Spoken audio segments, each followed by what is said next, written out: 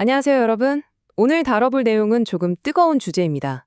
바로 시민 언론 민들레에서 제1야당인 국민의힘을 향해 아주 날선 비판을 쏟아냈는데요. 이게 꽤나 화제가 되고 있잖아요. 그래서 이번 시간에는 이 매체가 도대체 어떤 논리와 근거로 이런 강경한 주장을 펼치고 있는지 저희가 한 발짝 물러서서 아주 객관적으로 낱낱이 파헤쳐보려고 합니다.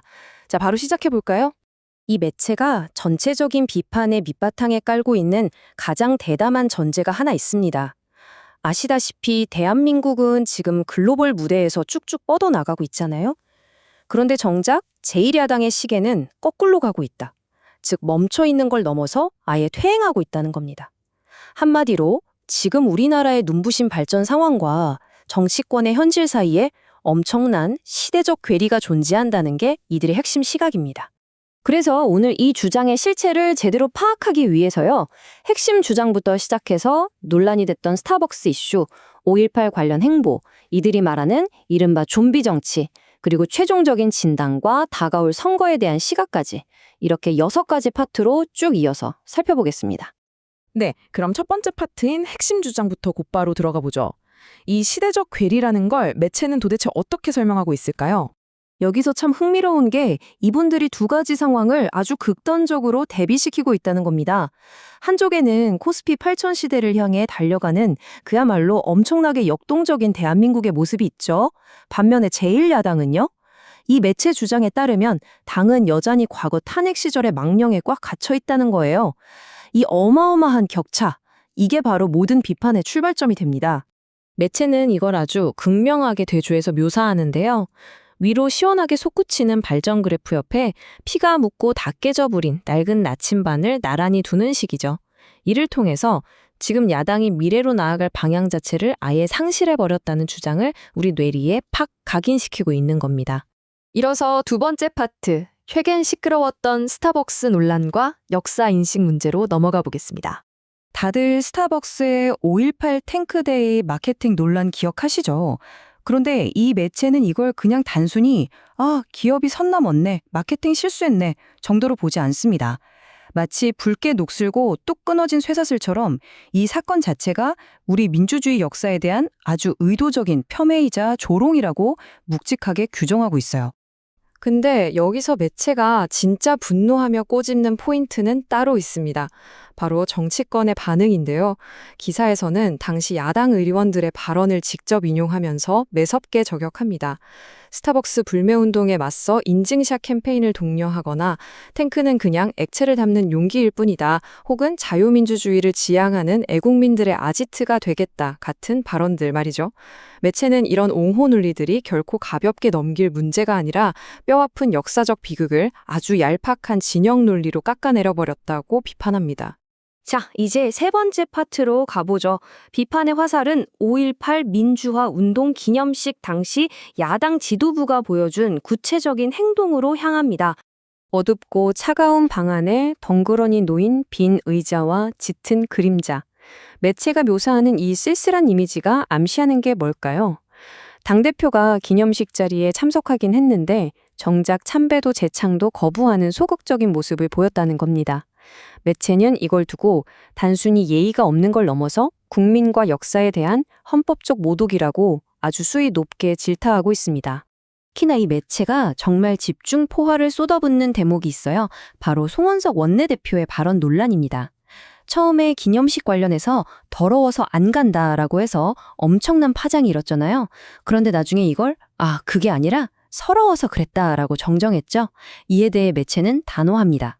이건 거대한 역사적 과오 앞에서의 진정한 사과가 절대 아니다. 그저 순간에 모면하려는 교묘한 말장난이자 오히려 기만적인 변명에 불과하다고 딱 잘라 말합니다.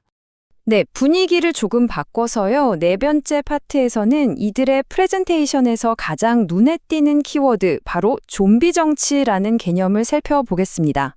좀비 정치, 단어부터가 엄청 강렬하죠? 이 매체는 당이 박근혜 전 대통령 같은 과거 인물들을 자꾸 현실 정치판에 다시 불러오고 이른바 윤어갱 같은 슬로건에 기대는 행태를 붉은 궤도에 갇힌 퇴행의 악순환으로 묘사합니다. 보수 지지층의 읍소에만 갇혀서 뱅뱅 돌다 보니 결국 미래를 향한 비전은 완전히 잃어버린 채 과거만 맴도는 좀비 상태가 되었다는 아주 매서운 진단입니다. 여기서 끝이 아닙니다. 저자들은 장동혁 당대표를 비롯한 현 지도부로 비판의 칼끝을 돌리는데요. 지도부라면 응당 과거의 망령들과 과감하게 선을 그어야 하잖아요. 그런데 오히려 과거 세력들과 타협하면서 그들의 숙주 역할을 자처하고 있다는 겁니다. 쇄신을 이끌어야 할 리더십이 사실상 혁신을 포기해버렸다는 뼈아픈 지적을 하고 있는 거죠. 자, 5번째 파트입니다. 지금까지 나온 수많은 비판의 실타래들을 꽉 모아서 매체 측에서 드디어 제1야당에 대한 최종적인 종합진단서를 내놓습니다. 이들의 원본 프레젠테이션에 담긴 진단 기준을 한번 머릿속에 그려볼까요? 정상적인 대한야당이라면 마땅히 헌법 질서를 존중하고 미래 의제를 제시해야겠죠. 하지만 이들의 분석에 따르면 지금의 정당은 역사 편회, 퇴행적 정치, 국민 편 가르기, 그리고 사죄 대신 변명만 늘어놓고 있다고 각 항목별로 조목조목 대조하고 있습니다. 그리고 이 치밀한 분석을 바탕으로 매체는 정말 충격적일 만큼 단호한 결론을 내립니다. 바로 야당이 공당으로서의 가치를 완전히 상실했다는 겁니다. 국가의 미래를 담보할 능력이 전혀 없으니 이제는 차라리 스스로 해체를 고민해야 할 임계점에 다다랐다는 거죠. 와, 정말 수위가 높죠. 물론 이건 철저하게 매체 측의 아주 강경하고 당파적인 시각이라는 점 잊지 마시고요. 네, 이제 마지막 6번째 파트입니다. 그렇다면 이토록 매서운 비판과 진단이 다가오는 정치 지형, 특히 당장의 선거판에는 어떤 의미를 던져주고 있을까요? 마치 굳게 닫힌 차가운 투표함처럼 저자들은 다가오는 6.3 지방선거를 그냥 동네 일꾼 하나 뽑는 평범한 선거로 보지 않습니다.